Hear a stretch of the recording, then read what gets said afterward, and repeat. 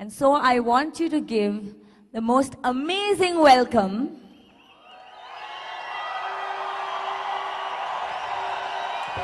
to Infinity founder, leader, the council, and the love of our life, WADHWANI!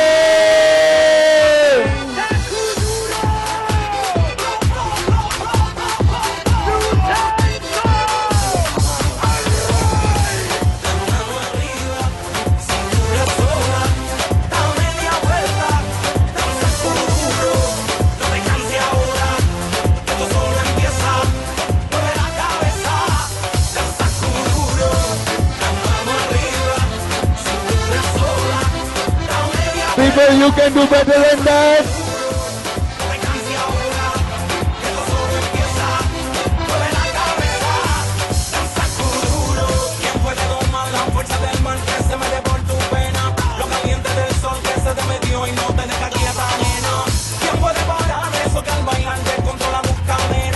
Get those hands together. Make some noise.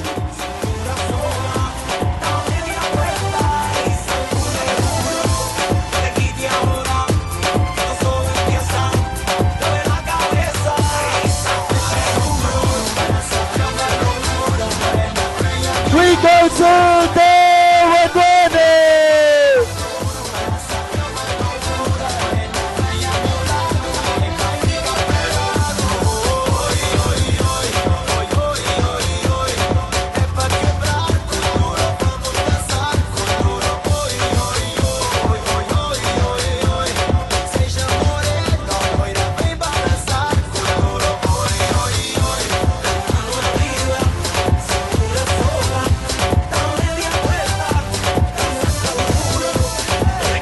How are you guys? Make some noise! Thank you, thank you, thank you, thank you. Yeah. Settle down, settle down.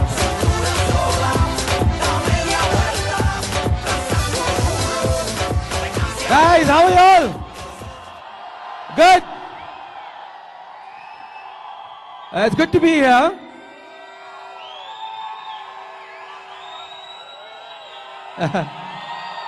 Thank you. Sit down, sit down. Thank you very much. How are the guys up there? Good? I'm going to tell you a secret. You got to come a little earlier tomorrow, the guys up there. So you get some of these guys to go up there, you come downstairs. How does that sound? Yeah? Good, good. Anyway, you know, it's been quite a trek getting here. Thank you. I love my wife. Huh? And I love you guys too. And anyway, thank you very much for putting a picture of me and my wife up there, because the last time we cut her out, it was just me. And I got a bit of a cold reception when I went home. I said, do you know, they cut me out of the picture, and our wedding picture that too. So, thank you in service. Thank you very much. Oh yeah, see? That's when it actually happened, on the beach in Goa. Yeah? So how are you guys doing? So it's been quite a hectic last couple of months for me. So I went to Dubai. From Dubai, I went to Hong Kong. From Hong Kong, I went to Cebu in the Philippines. From Cebu, I came back to Hong Kong and I went to Bangkok. And then from Bangkok, I went back to Hong Kong. And then from Hong Kong, I came back to Bangkok. I went to Dubai. And then I came to Mumbai. And then I came to Pune. And I'm here.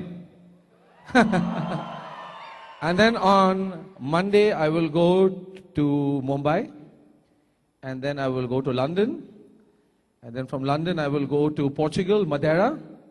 Then from Madeira, I will go to Lisbon. Then from Lisbon, I'll go to Dubai.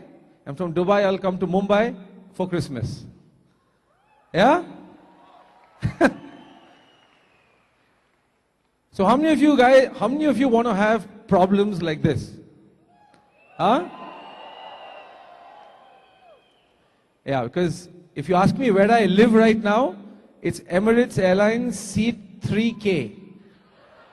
That's my home. I spend more time there than anywhere else. Anyway, my subject today is a very controversial topic. So if you expect to get motivated by what I'm going to tell you, then you have another thing coming. Because my topic by choice today is legality and ethics. Guys, what's it? Legality and ethics. So I'm going to sound like a lawyer, half a lawyer, if that's okay with you. Yeah, guys? And I may bore you with some stuff, but I think it's very important that we cover this. Because many of you have signed up and you really don't know what you're part of. You really don't know what this industry means. And then what happens is, you meet some people who then question your belief system. See, for me, life is all about, first you have to acceptance, right? So you find many people out there who've not accepted network marketing as an industry. You do realize that, right? There are many people out there who've not accepted this industry. They've rejected it. And they are close to it. And when you meet these people, what they will do is they will shake your belief system.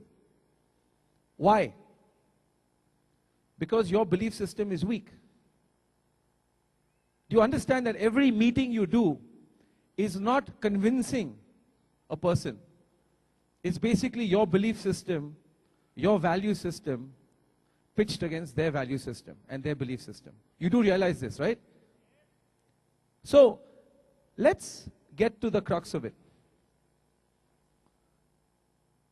Acceptance. Acceptance is something that all of us have gone through several times in our life, but by force. Okay? Let me ask you something. If you told your grandparents 25 years ago that they would never ever go to a post office ever again. Okay?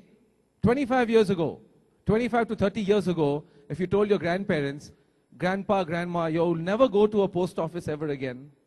You will have something called a tablet or a laptop or guess what? A mobile phone.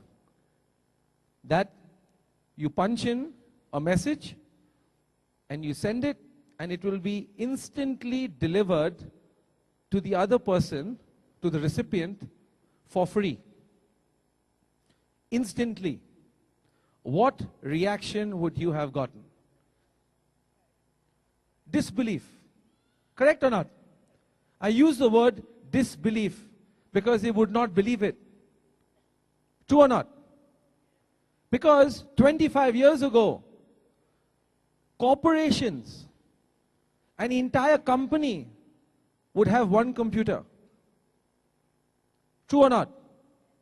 In fact, in India, I used to laugh because I remember the computer was in an air-conditioned room and the employees weren't. You remember that? So, the computer was VIP. You had to take your shoes off and there was one guy punching in data. MS-DOS, I still remember. With a screen, green, C:\/ going pling, pling, pling, right? You remember that? And when this guy was punching stuff into the computer, you were like watching the lunar landing, you know? You know Armstrong landing on the moon? Wow. He punched, pressed enter, and then something came. You didn't know what it was as well. It processed the data. So, I remember going through that phase.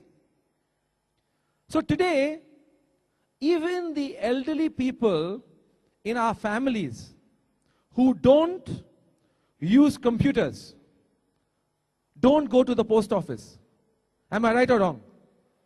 They say, beta, email bhejo. Uncle ko email bhejo or give the message. Because even they have realized that it is stupid and silly to put a stamp on an envelope, wait for a week for it to get delivered, when it can be done instantly, more effectively. True or not? So, haven't even the older generation accepted technology today? Isn't that a form of acceptance? Okay? So you've gone through that acceptance phase in your life. You've had to accept so many different concepts in your life. Have you not? And now, it's network marketing. And because some people don't understand it, they call it many things. Why? Because they are ignorant. They don't know. Tell me how it works. Can you explain to me how an email actually goes? Do you understand the technology? Do you? Do you understand how it actually goes? Data packets being transmitted over wireless networks. Do you understand the technology, guys? Maybe some of you do because you all are, IT. The rest of you have just accepted it. It works. True or not? But there are people out there who will question it. So let me put forth an argument regarding legality, i.e. QNet being my example for this evening. To me, when I saw this, QNet was as much an e-commerce company as it was a network marketing company. Do you agree with me? Do you know there's nothing physical about the process when you do a transaction with QNet? You are aware of that, right? Yes? So even if you walk into a QNet office and you've got cash in your pocket and you pull it out, can you buy something? No, you cannot. They'll say, sorry, we can't entertain you. You need to go online, you need to register yourself, and then you need to pay us electronically or through a bank transfer. And then you do your transaction through our e-commerce platform, which is powered by Microsoft. You do know that, right? And you do know that we are featured as a pilot project on the Microsoft portal up to today. You do know that, right? It's one of the case studies on the Microsoft. If you put in the company name, it comes up. Hong Kong-based, multi-million-dollar corporation using our platform. So, when you go online, can you explain to me how we are different from an eBay or an Amazon? People say, oh, you got to recruit. No, you don't. You don't have to recruit. You know that, right? Are you aware of that? You go on to eBay or Amazon, can you do a purchase without registering yourself? Can you guys? Even if you don't want to, if they say, you say, I don't want to register, they say, sorry then, you cannot use our platform. True or not? And when you register yourself on eBay and Amazon, what do they ask you for? They ask you for details. True or not? Your name, your phone number, your email, your shipping details, and so on. Choose a password, do stuff like that. True or not? Certain verification for security, in case your account is hacked. Are we any different? You got to go online and register. After which, you go to something called an e-store. When you go to an e-store, there is a clear description for every single product. Down to the last gram, down to the last millimeter. There are 3D pictures. You know exactly what the specifications are, what the price is, or what the shipping cost is. And only if you agree to all of the above, do you pay and make a purchase. Is this not a true statement? So can you tell me what is dodgy about this operation? Oh, people make money. Okay, so I guess when you buy something from any other portal, no one makes money. Has everyone lost their marbles or what? When you buy anything from another portal, there's no gain to anybody else, is it? It's just that you don't know who's making how much. In fact, our operation is more transparent. At least you know who's making how much. You know the product you're buying, you know the specifications, you know the price. True or not? And guess what? Our prices are fixed. Let me explain to you what I just went through today. Okay? I'm flying to London on Monday night on Emirates Airlines. Okay? And I asked for an airfare. I asked for an airfare. I would have normally gone onto the Emirates portal and I would have done it myself. I was too busy traveling to Pune, so I was lazy. I called my travel agent. Okay? So I asked her, I said, what is the first class airfare to London? So she gave me a price close to $5,000. Okay? So I said, okay. I said, let me just confirm my dates because I'm going, it's a very complicated trip. I'm going via Dubai to London. Then from London, I'm going to Madeira. From Madeira, I'm going to Lisbon. And from Lisbon, I'm flying back to India via Dubai for Christmas. So the dates are very tight. I got to make sure with my UK guys what the dates are, when they want me in Portugal, when they want me in London. I just want to make sure. So it took me 3 hours to confirm my booking. The price of the ticket went up by $420 in 3 hours. Does that sound wrong to you?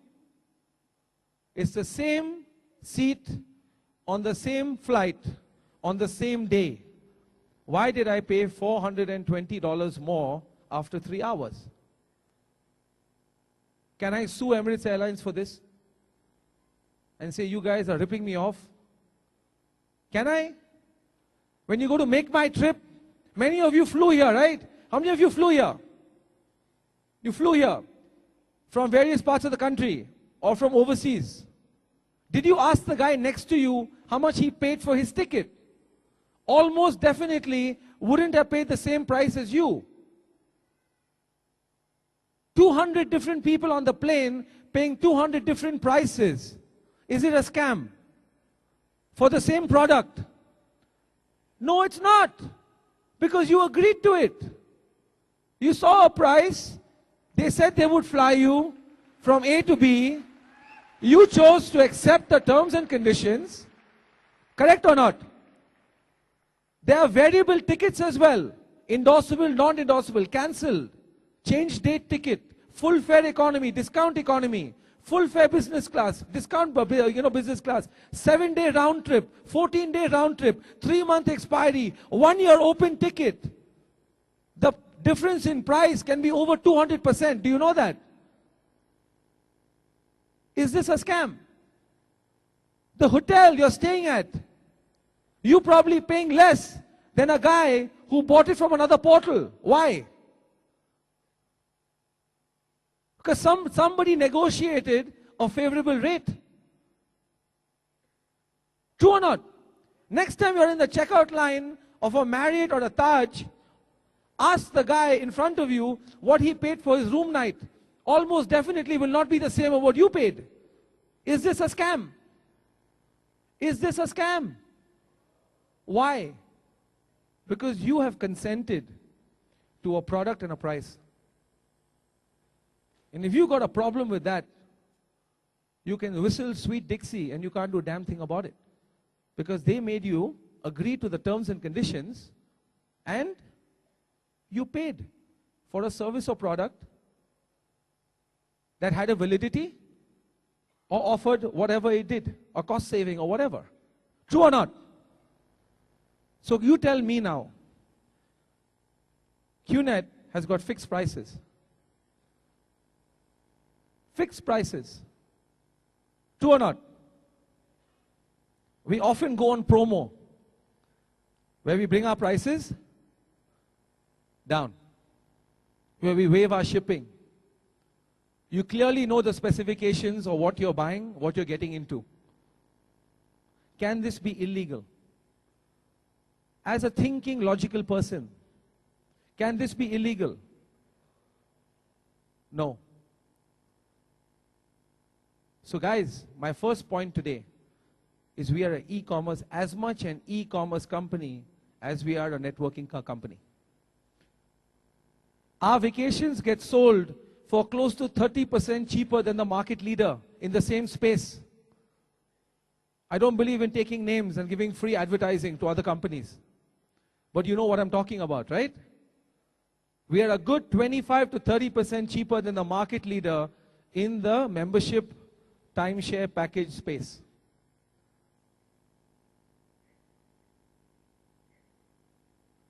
We offer genuine services and products that people buy of their own free will.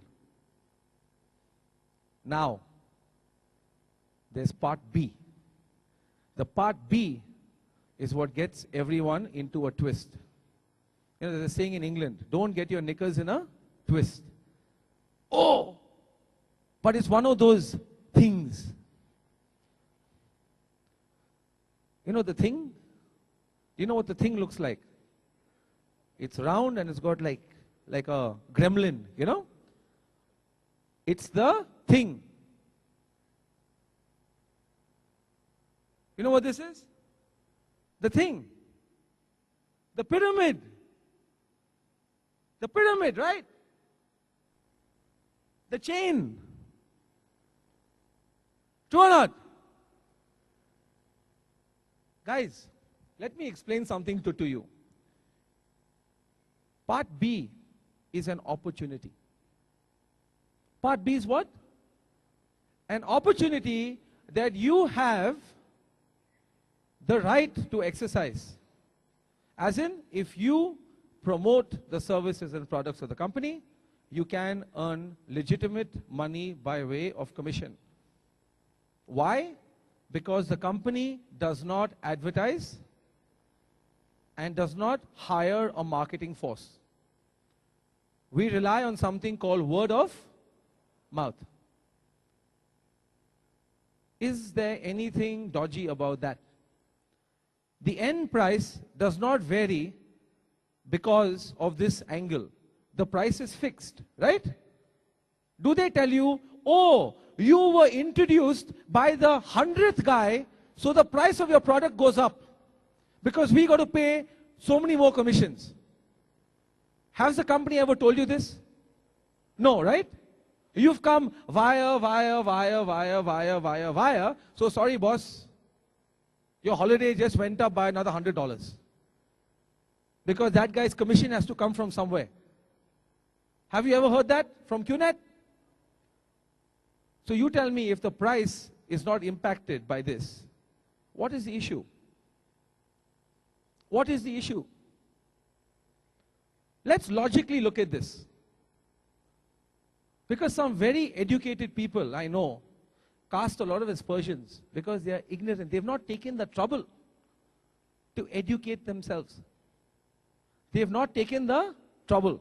And I'll tell you, one example of an industry that suffered at the hands of the press and the hands of the media, and even legislation was the franchising industry. Are you aware of this? Let me tell you a little story. In 1950, the US Congress almost banned franchising as a legitimate business model. Now let me explain the salient features of franchising. Oh, and they went after a company called McDonald's. You are familiar with McDonald's? The Golden Arches? Well, they were in the firing line back in 1950. This is how it works. Okay? My name, but for you to use my name, I sell you something called a franchise. Okay? Now, you pay me, you get your franchise. After that, you have to get a premises, either rent or buy. Location of, I have to approve. Will they allow you to set up a McDonald's in a chawl? I want to buy a McDonald's franchise and I want to start it in the back of Beyond. Sorry, cannot. It's got to be in a prominent location, good visibility, minimum space so much, true or not? After that, you have to renovate the property to a standard of my choosing. And very often, the renovation and the materials that go into renovating a property, a McDonald's, you cannot buy. So, very often, contracting and renovation is another revenue stream for the franchise. You do know that, right? If you have a Levi Strauss franchise, when you go to the changing room, the doorknob is in the shape of a button, which says Levi's on it.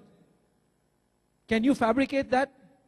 Say, no, don't worry, we got the shelves, we've got the layout, the store's got to look like this.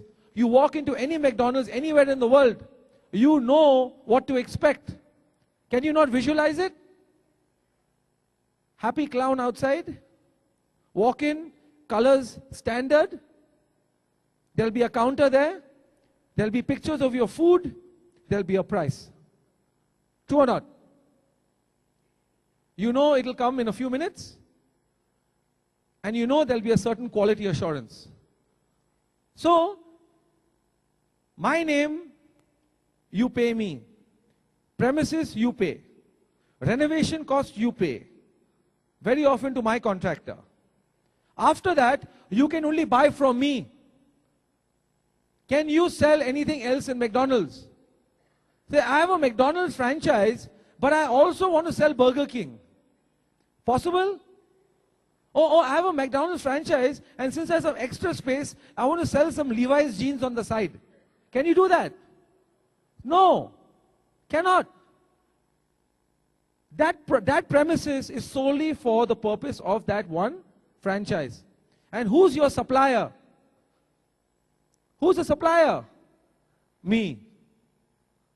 I set the price. And I also determine what price you can sell the product for. I choose the price you can sell the product for. Does this sound fair to you? Guys, can I lose money? Can I lose money? I can't. If I'm McDonald's, I can't lose money, right? It's heads I win, tails, tails you lose. If it works out, we both make money. If it doesn't work out, you lose money. I'm still laughing to the bank. True or not? So very often, a franchisee will pay crores of rupees to go through all this. And you may be the only McDonald's in the country where you have pricing power and you can charge 500 rupees for a Maharaja Mac. And they will say, sorry, you cannot. Our price structure is such. But people will pay 500 because I'm the only McDonald's. Sorry, cannot. Our franchise model clearly states that you got to sell the product for this price. There's an MRP, you cannot go above that. Even if you bought an exclusive franchise for a region, the franchise will determine the price. So now do you see the argument against franchising? Sound a little dodgy to you? But the person who buys the franchise agrees to the terms and conditions. Nobody put a gun to their head and says, buy a McDonald's franchise. True or not? They knew what they were getting into. Very often the gestation period of a franchise is several years before they recover their capital that they've put in. And then they can look forward to enjoying a healthy profit. Right or wrong, guys? Franchising came within 10 votes of being outlawed as a scam. It got passed by the skin of their teeth. And today you walk on any high street, what do you see? What do you see? And how many failed franchises do you know that shut down? So does Levi's get sued every time a franchise loses money? Does McDonald's get sued every time a franchise loses money? Do they? So how are we different?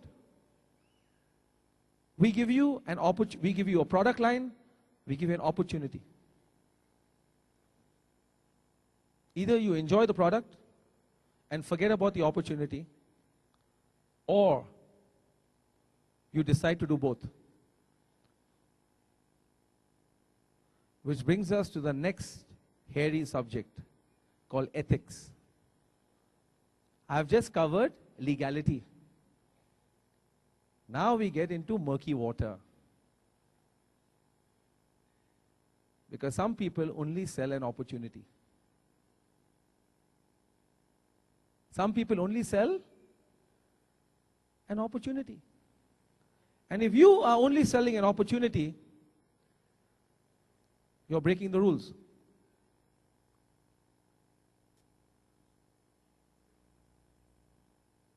You're breaking the rules. Because nowhere in the policies and procedures or the contract that you sign with QNet, which is electronic, does it say that we sell opportunity. Does it? Do you see anything on the e-store which says opportunity, click here to buy now? Do you see it? Do you see any product on the e-store that says tracking center for sale? Do you see it anywhere? You see a product or service and you sell the product or service, or you promote the product or service, or you recommend the product or service. And like any other business, you do a mental projection that if you are successful doing it, you can then earn a very healthy commission and you can perhaps become financially free within 5 years. Is there anything wrong with what I've just explained to you?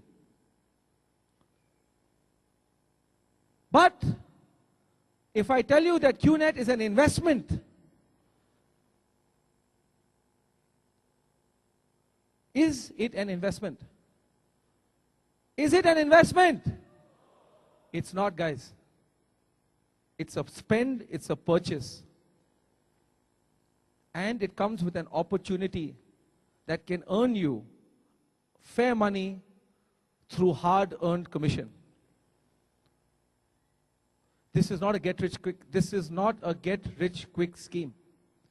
And I walk around with a baseball bat. And my job is one of a policeman. I thump people's head in when I hear them talking about investment, capital, return on investment. I am a CFA. I am telling you that that is mis-selling.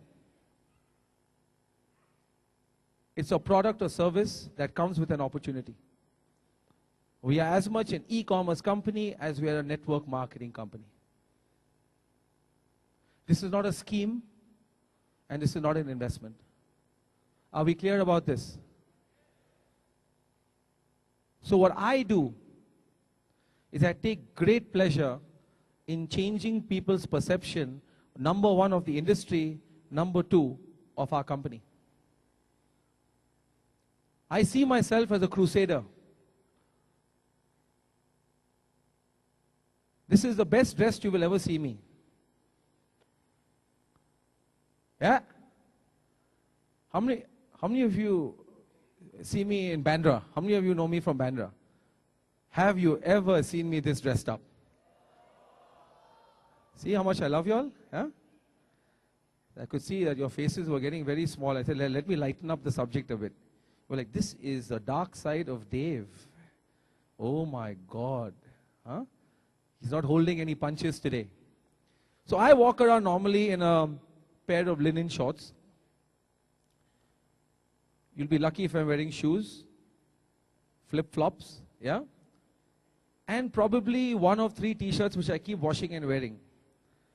My wife will tell you, she gets so upset. Don't wear that t-shirt again. People will think you have no clothes. I say, what does it matter? Just put it on. And I always wear Q-net t-shirt. Why?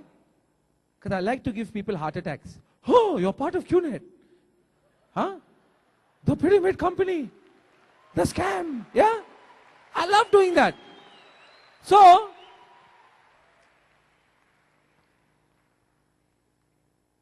it's good fun when you travel first class in short pants. You look like one of the cleaners, you know.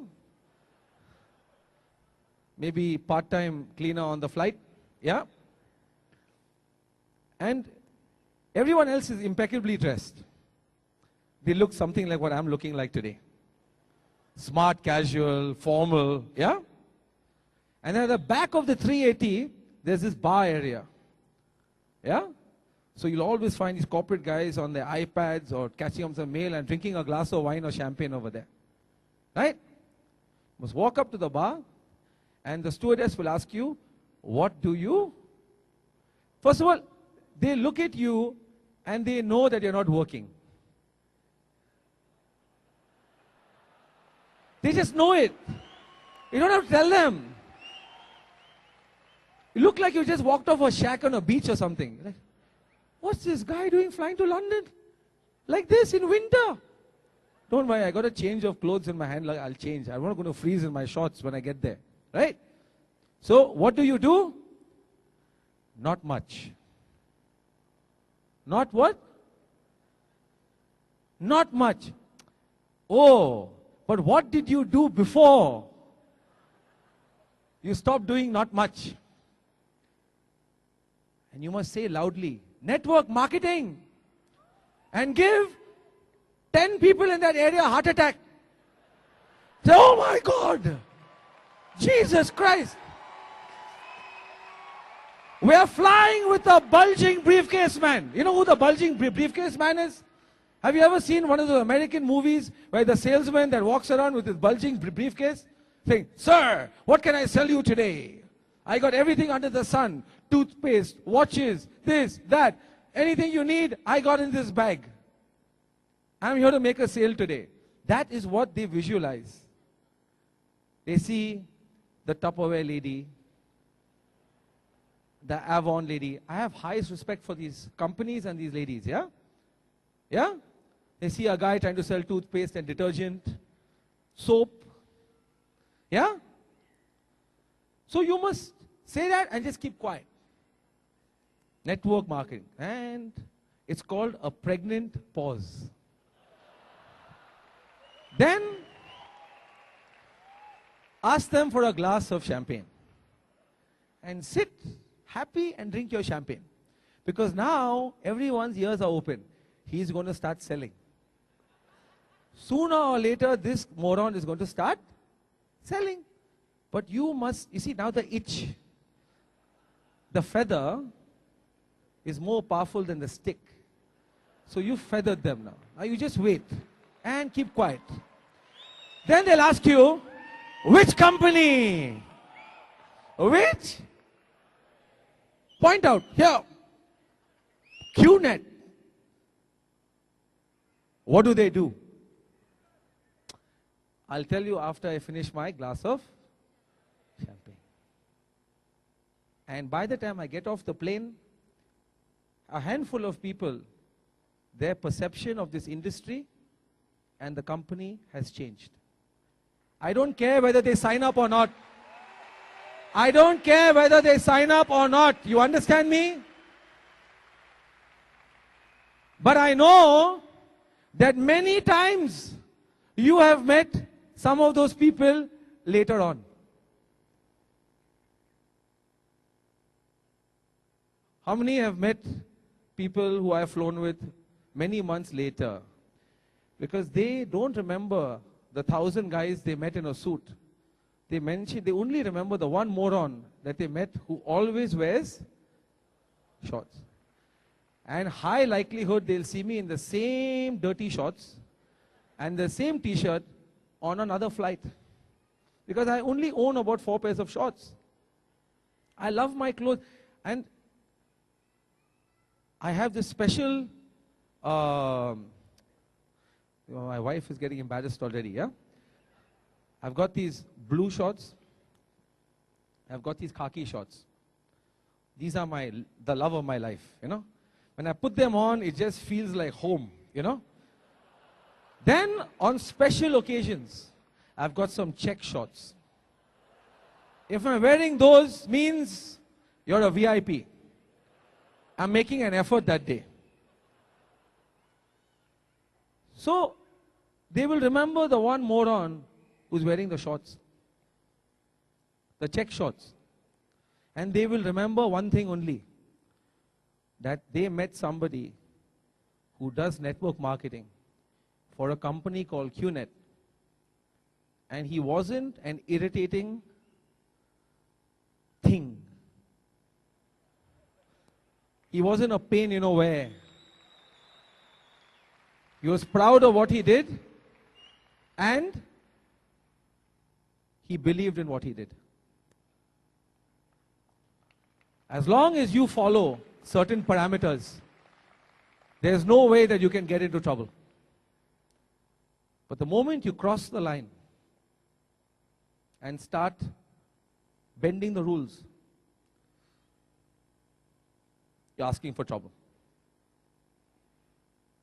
Are we clear about this, guys? So each one of us in this room is a brand ambassador. You are a brand ambassador for this industry and for this company. Do you understand me? And please, help us. We are not in the business of recruiting people. Are we clear? We are a movement of like-minded people. Some people will buy into it. Some people will agree with you. Some people will reject and disagree with you. So what? Stick to your moral parameters. Do this business in a manner that you can hold your head up and be proud of it. And I promise you, if you follow the rules, we and the company will back you up 100%. And I say this because I've had lengthy discussions about this subject. So we are not here for a quick buck. We're not here to plunder. We're not here to take. You understand? We're not here to take, we're here to give. We are here to give, we're not here to take. Because other schemes that crop up, pyramid schemes, people don't even know what a pyramid scheme is. No genuine service or product, dodgy business plan, dodgy financials, here to recruit people quick, shut shop, and fly into the wilderness after that. Guys, we are here after 14 years. And I keep joking. They say, oh, I heard this about the car. I said, yeah, we've been dying of the same heart attack for the last 14 years. Are you understanding me? And they're going to wait for us to die of that same heart attack for the next 20 years. So, I'm sorry to be a wet blanket and to bring this up, but it's something that I feel very strongly about. And Infinity as a group, okay, the only reason the four of us got together and the only reason we do what we do is because we agree with each other and we build with this philosophy. If there's any deviation from this philosophy, we're not interested.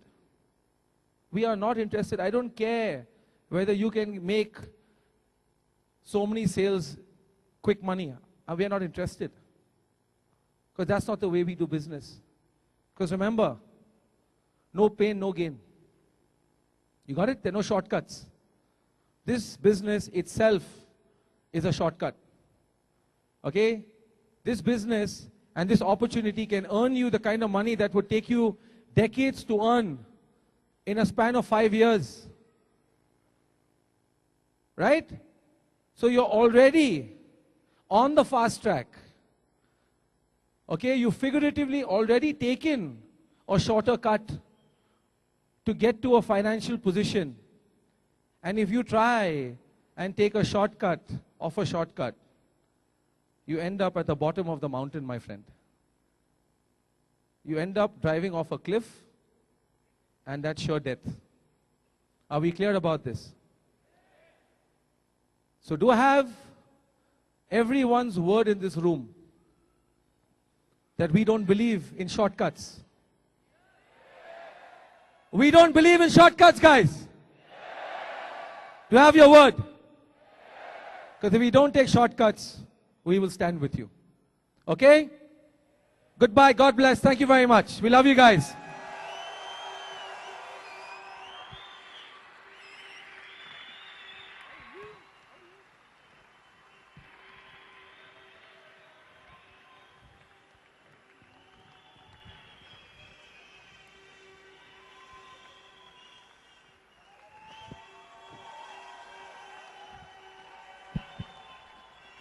People, give it up for founder leader Infinity. We counsel Dave WADHWANI.